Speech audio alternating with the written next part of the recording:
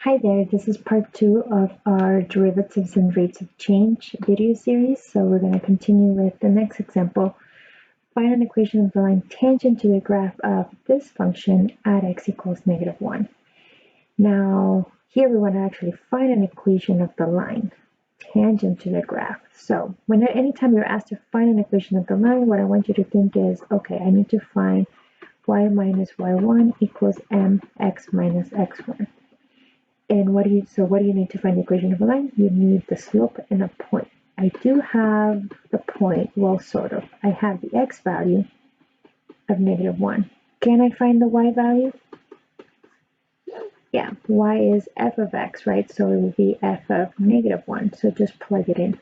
So y is going to be f of -1. So -1 minus -1 cubed. So -1 minus a -1. So -1 plus 1, which is 0.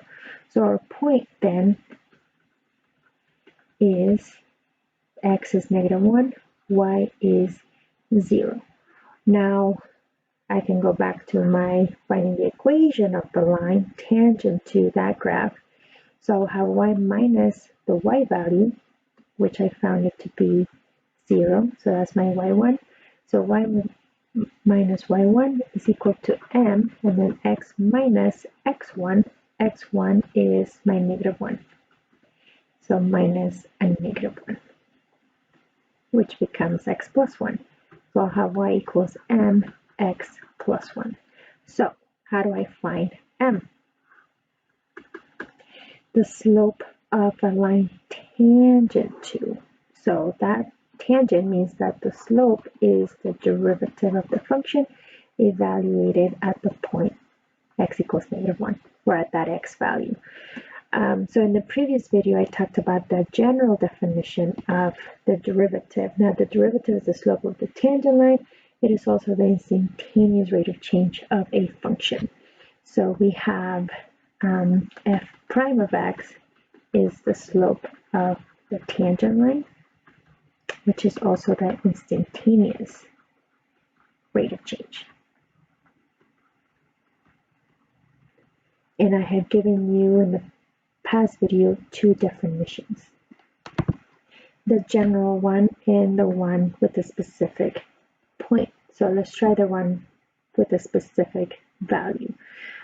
So at x equals a, so f prime of a then is the limit as h goes to 0 of f of a plus h minus f of a all over h.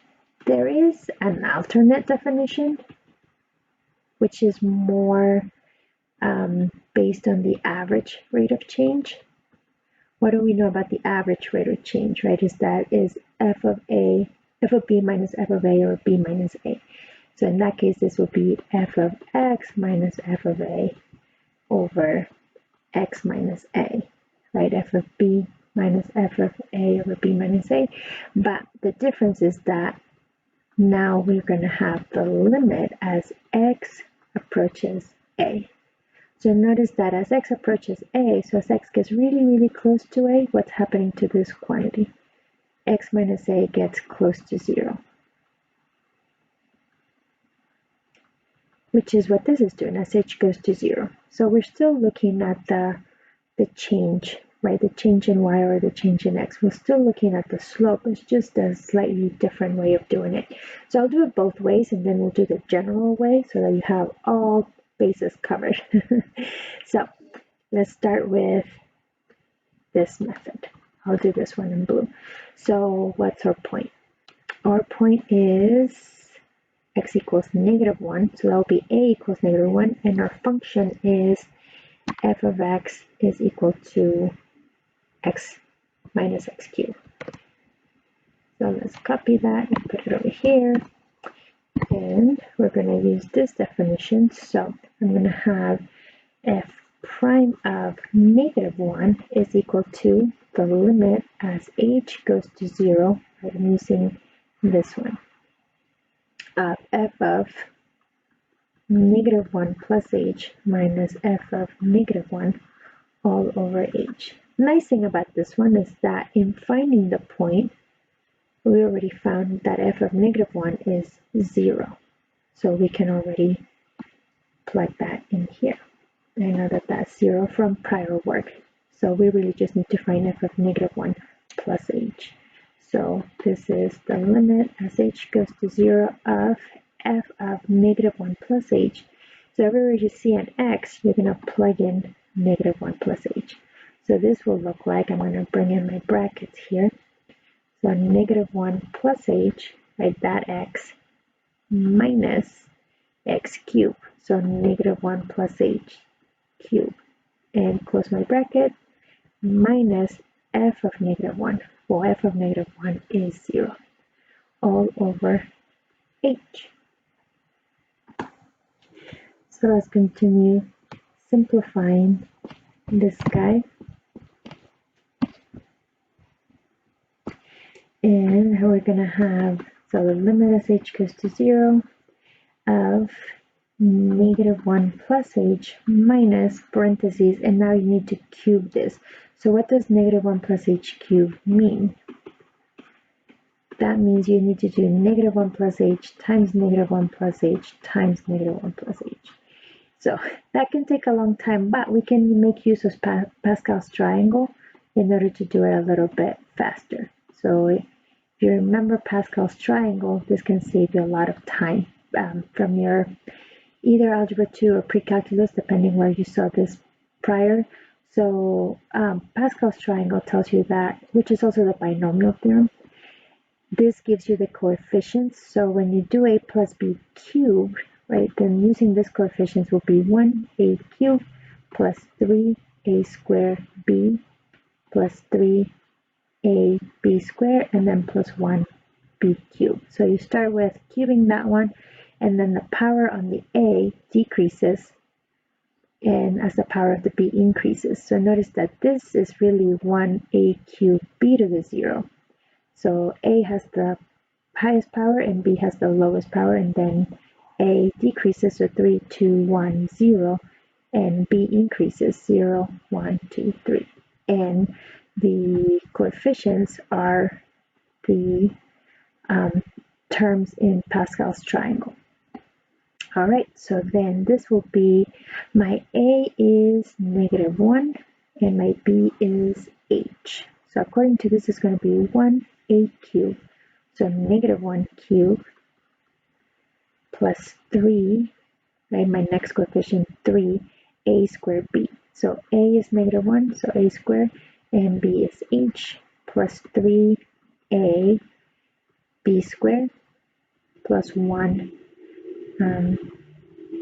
b cubed, and minus 0, so I don't have that. Sorry, this got a little messy over here. All over h. So I have the limit as h goes to 0, and I have -1 plus h. Now distribute this -1 in. Well, I'm going to simplify and distribute as we go, so I hope I don't lose too many of you in here. So -1 cubed becomes still -1, right? Negative to a odd power is negative, but I'm taking this negative in. So I'm going to have plus 1, and then -1 squared is positive 1, so I'm going to just have positive 3h, but I'm taking this negative in, so it'll be minus 3h, and then 3 times -1 is -3h squared, but taking that negative in, so I'm going to have plus 3h squared, and then minus h cubed, all over h. Do we have any like terms? Just the constant terms. -1 and 1 cancel out. So everything else has an h, which is what we want, right? So the limit as h goes to 0. Remember, with the difference quotient, our goal is try to somehow cancel that h out. And oftentimes with things like this is we factor an h from the numerator. So I have 1, 2, 3, 4 terms. So when I take out a common factor, I should still have 4 terms. So when I take an h from h, I'm left with 1 minus 3. I guess I could combine those. Plus 3h, and then minus h squared, all over h. I did not notice those like terms. H divided by h is 1. So I'm left with the limit as h goes to 0 of 1 minus 3 is negative 2 plus 3h minus h squared all over, oh no, we canceled out the h. So no denominator. Woo-hoo. So plug in h equals 0 and I'm left with just negative 2. So what did I just find? The slope of the tangent line at x equals negative 1. So therefore, our slope of the tangent line at x equals negative 1 is n equals negative 2. So now let's remember what we were doing. What were we doing? We wanted to find an equation of the line tangent to this graph at x equals negative 1. We had the point, we were looking for the slope.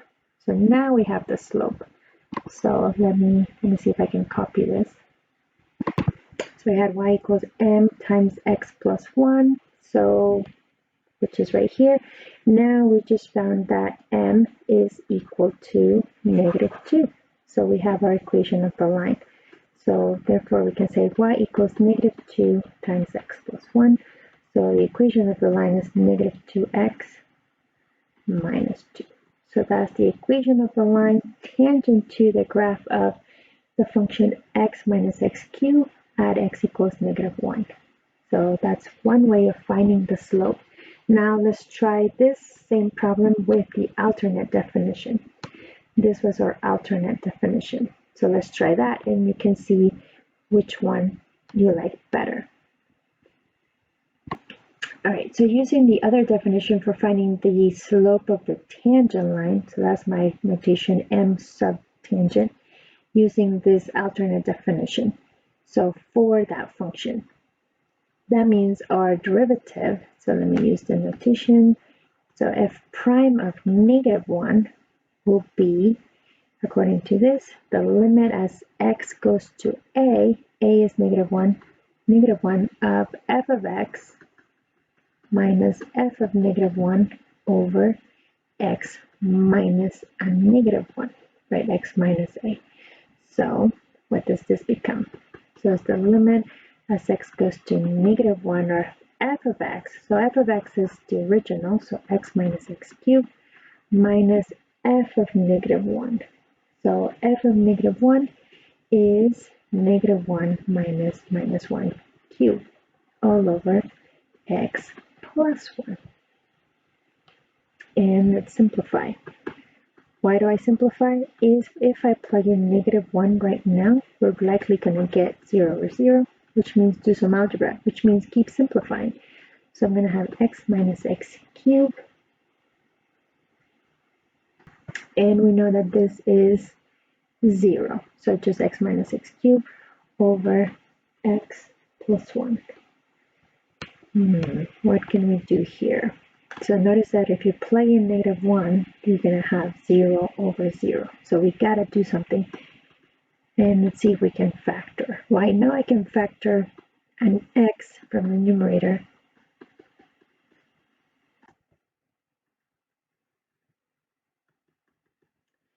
And can we continue to factor? Yeah, 1 minus x squared is a difference of squares, so that factors into 1 minus x and 1 plus x all over x plus 1. Word of caution here, right? Warning, when you have 1 minus x squared, you have to be careful to keep the order of the factors. So this factors into 1 minus x and 1 plus x. Be careful not to say 1 minus x squared equals x plus 1 and x minus 1, right? That is not what it equals, because notice that when you multiply these, you get positive x squared and a negative 1, which is not what that is. So you want to make sure that you get 1 times 1 is positive 1 and negative x times positive x is negative x squared. So be careful. Oftentimes I see mistakes like this. The 1 minus x squared somehow gets transferred the x at the front. I know we'd like to see the x's at the beginning, but that doesn't change the signs. So be careful about your factoring. All right, back to here.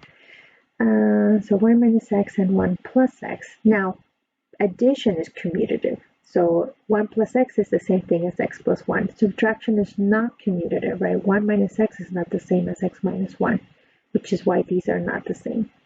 So here I can reduce those. Those divide out, and I'm left with the limit as x goes to -1 of just x times 1 minus x. And what do we get? Now plug in the -1. So I'm going to have -1 times 1 minus a -1. So minus a -1 becomes plus 1.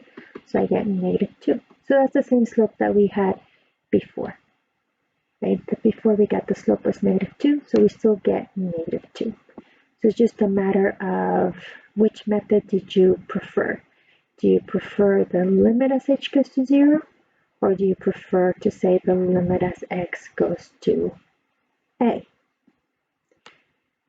If you're given the point, then I will say this one might be better. But if you don't know the point, or if you're going to try to find multiple tangent lines, then the general definition will be the best.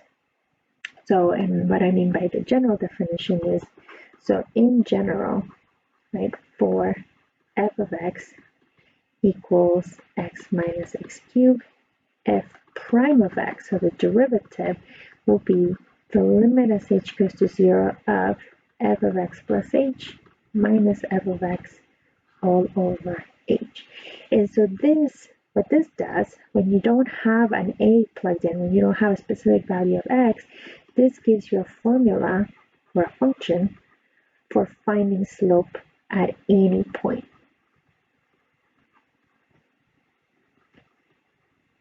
Which is a big deal. Finding slope of the tangent line at any point. So if you go through your difference quotient for this, so f prime of x is the limit as h goes to 0 of f of x plus h. So f of x plus h for this function is x plus h minus x plus h to the third minus f of x. F of x is the original function, all over h. So I encourage you to try this on your own. Simplify this, x plus h cubed. Here, you can use Pascal's triangle, as we did above, and find the coefficients and then simplify everything. What you should get to is that f prime of x, after you've simplified and taken the limit, you should get f prime of x as 1 minus 3x squared. So that will be your derivative.